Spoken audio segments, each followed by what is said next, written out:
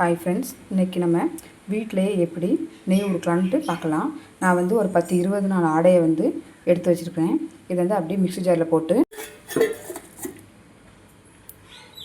பாருங்கள். அப்படியே போட்டு இதில் வந்து ஐஸ் தண்ணி, அதாவது ஜில் வாட்டர்னால் நார்மல் வாட்டரும் சரி, நான் 2 டம்ளர் அதே இதில் வந்து கழுவி எடுத்து ஊற்றிருக்கேன். இப்போ வந்து இதை அரைச்சி மேண்டாப்பில் நெய் எப்படி வருதுன்னு காட்டுறேன், வாங்க பார்க்கலாம். பாருங்கள் எப்படி நெய் தனியாக வந்திருக்குன்னு. இதை நம்ம அப்படியே எடுத்து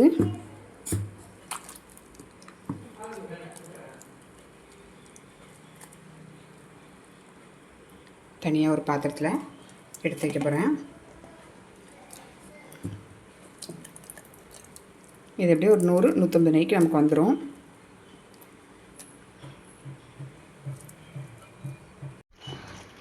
பாருங்கள், இதை ஒரு 5 நிமிஷத்துக்கு இப்படி சரிச்சாப்பில் வச்சிங்கன்னா இந்த தனியாக இன்னும் மோர் வந்து வந்துக்கிட்டே இருக்கும். நமக்கு மோரை ஃபுல்லாக வடிச்சிட்டோம்னாலே நெய் வந்து வேஸ்ட் ஆகாமல் நமக்கு வந்துடும். இந்த வடின்னு தெரியுதா உங்களுக்கு? பாருங்கள். அதுக்கப்புறம் எனக்கு இவ்வளோ தண்ணி வெளியே வந்திருக்கு. இப்போ இது வந்து நல்லா கட்டியாச்சு. இதை அப்படியே தூக்கி அடுப்பை வச்சு கிண்ட வேண்டியதுதான். அதில் ஹை ஃப்ளேமில் வச்சு கொஞ்சம் நேரம் காய்ச்சணும்.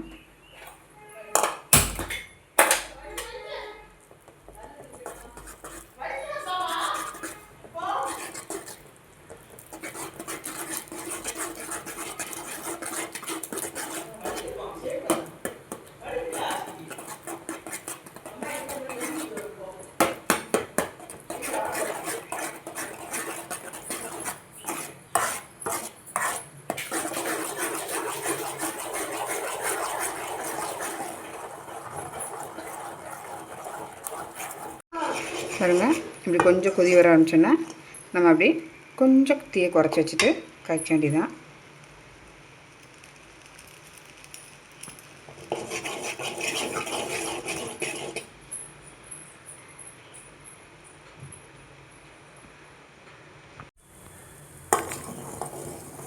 இனிமேல் நம்ம வந்து லோ ஃப்ளேமில் வச்சு சிம்மில் போட்டு ஒரு 10 நிமிஷம் இதை அப்படியே காய்ச்சிக்கிட்டே இருப்போம்.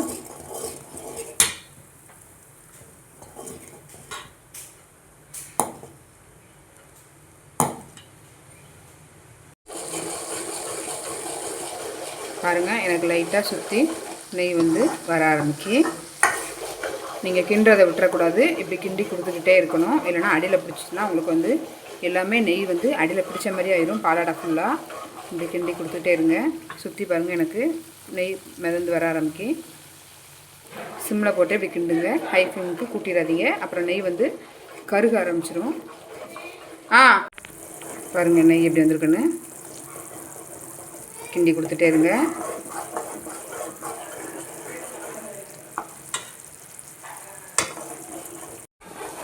பாருங்கள், எனக்கு நெய் வந்து நல்லா வர ஆரம்பிச்சிட்டு. நீங்கள் மேக்ஸிமம் ஆடை எடுத்து வைக்கும்போது ஆடையை மட்டும் எடுத்து வைங்க. அதில் ஒரு சொட்டு 2 சொட்டு கூட பால் எடுத்து சேர்த்து வச்சிடாதீங்க. அது வந்து உங்களுக்கு கட்டி கட்டியாக திரையாக வர மாதிரி ஆரம்பிச்சிடும். நெய் எனக்கு ரெடி ஆகிட்டு பாருங்கள். இது இன்னும் அந்த லைட்டாக இருக்க அந்த பால் மாதிரி இருக்குல்ல, அதெல்லாம் வந்து கருகணும். அதாவது பொன் நிறத்துக்கு அப்படி மாறணும்.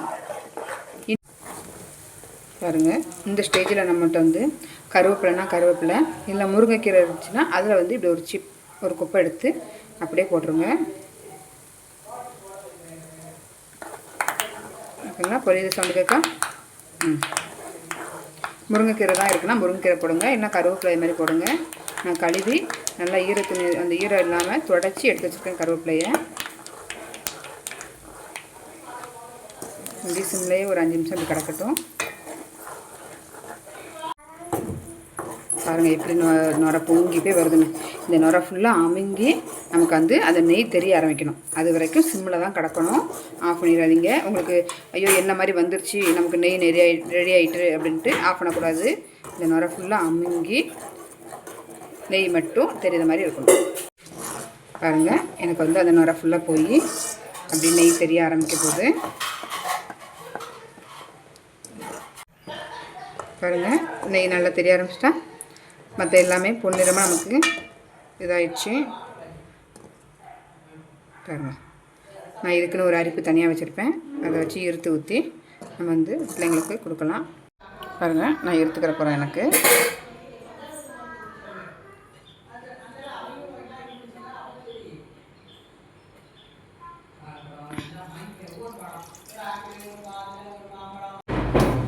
பாருங்க, எனக்கு 1 மாதத்துக்கான நெய் ரெடி.